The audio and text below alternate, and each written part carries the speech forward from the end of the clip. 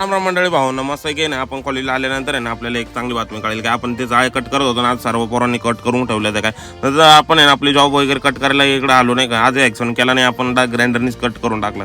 कारण की म्हटलं आज आहे ना हेडेकत नको काय, म्हणून असं की आपण आहे ना सर्व जॉब वगैरे घासायला तर सुरुवात केली. काय सुरुवात केल्यानंतर भावना हे ट्युशन त्यांचं थोडं कटकून गेल्यानंतर आपण मग आहे ना थोडं टाइमपास करायला आलो. टाइमपास वगैरे मस्त केला.